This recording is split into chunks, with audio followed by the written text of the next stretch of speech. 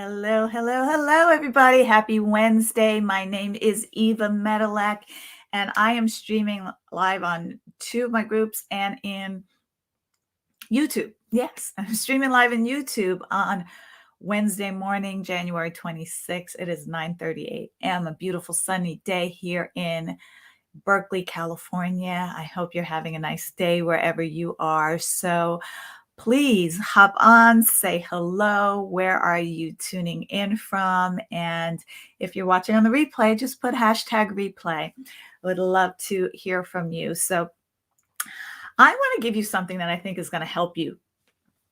And I titled this live Integrity, Indecisions, and Excuses, because recently I've been talking to a few of my clients who are in a cycle of indecision, and indecision is a form of self-abuse, looking for approval for other people before you take action on what's best for you, looking for permission from others before you take action on what's best for you, looking for signs from God, Spirit, the universe before you can take action on what's best for you. And it reminded me of this, and I meant to look it up before I hopped on here, but the story I heard about a guy who was drowning in the ocean, I believe it was. Let me take a moment to say hi.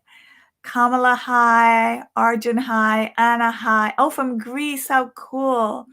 Rose, Tishane, South Africa, that's awesome. Abad Ali. I don't want to mess up your names. Oh my goodness. I'm going to just say the easy names for me. Brenda Lee, you've been here before. Hi. How are you? Nell, Singer. Nice to see you all. Thanks for joining. I appreciate having you here. And please be respectful of the group.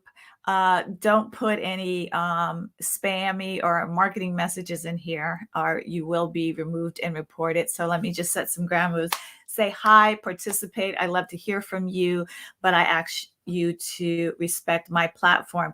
But anyway, I may be messing up this story, but I'm going to try anyway. And so some of you may have heard this story of this guy who was kind of drowning in the ocean or adrift in the ocean or whatever, maybe shipwrecked. And he was asking God to rescue him. And I think a ship came to rescue him, and he wouldn't go because he says, no, I'm waiting for God. And then a smaller boat came to rescue him, and he was like, no, I can't. I'm waiting for God. Then a helicopter came and dropped something down to rescue him, and he was like, no, go away. I'm waiting for God. And probably ended up drowning. I'm going to get that story and share it right the next time. But my point in sharing that with you is, we are always looking for signs or permission to know that we are making the right decision, or that we could move forward with what's best for us. And most of us are fighting harder for our limitations than we are for our greatness. And what I mean by that is we can't do this until that. We can't do this because it's never worked for us in the past before. We can't take a bold move for a business or call somebody for sales because, well, what if they think I'm bothering them? I'm worrying about what other people think, right? And or we can't make a decision to either invest in ourselves because we're waiting for a sign that it's the right decision. How do I know it's the right decision? And something I learned from my coach years ago is that you're never going to know if you're making the right decision until you make the decision. You don't know because you don't have a crystal ball. Maybe some of you do. Maybe you can read the future, but you have to make the decision and be committed to making that be the right decision for you. You can't know ahead of time if any decision you make that fights for your greatness and not for your limitations is the right decision until you make it and you're committed to making it the right decision. For example, it was funny. I got a call from a former client a few months ago, and he wanted to start working with me and working with me privately. And he had previously been in a group with me before, and I remember having the conversation with him as why I thought this coaching, this group would help him. And he was so resistant at every turn. It was just painful to watch.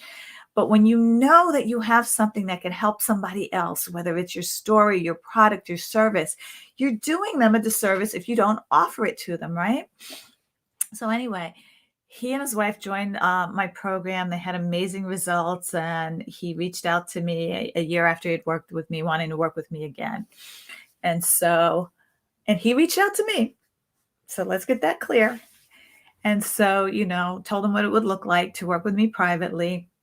He was all in, all gun ho. And then all of a sudden, we get to the month that he, said he's committed to do. When we get to that, and he calls me again, and, you know, now his plans have changed. And so, again, knowing this gentleman as I do, I, told him all the benefits that he would have of working with me and what that would look like. And he said to me, I don't like being sold.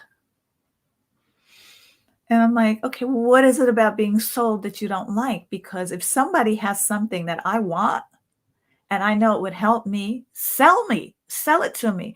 Whether it's a pair of shoes that I want, a purse that I want, whatever it is, if you have it and you can make it possible for me to have it, sell me. Who else feels like that, right? Sell me. If you have something I've always wanted and have been looking for, I've been looking for a new office desk. I'm looking for somebody to sell me an office desk that I want, that I know is going to work for my little situation here.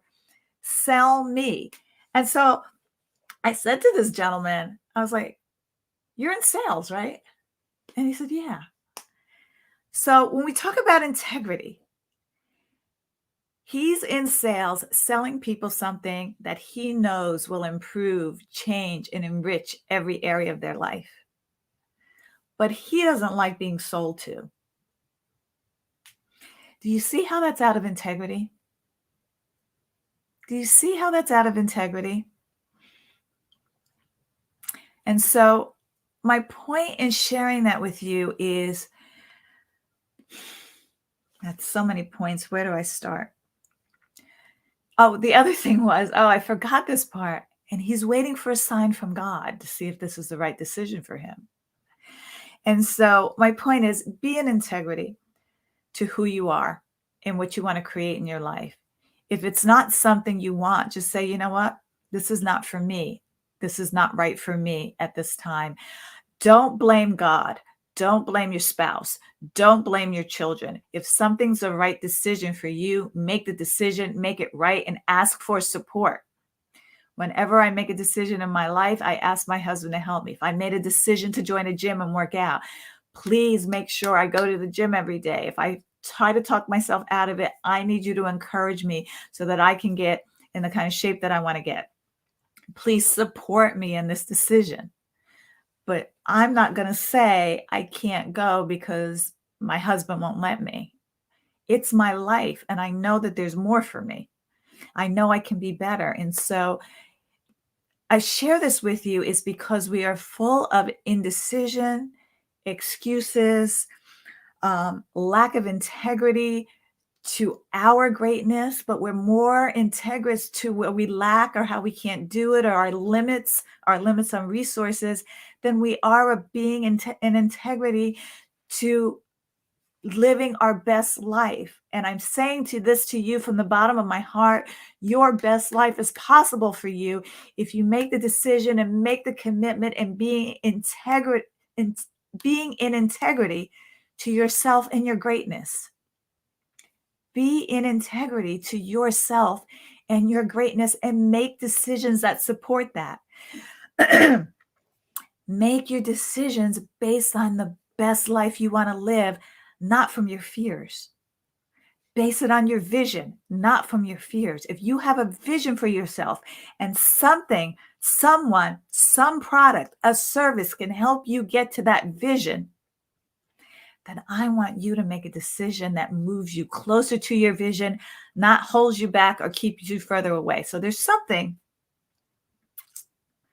that keeps you stuck.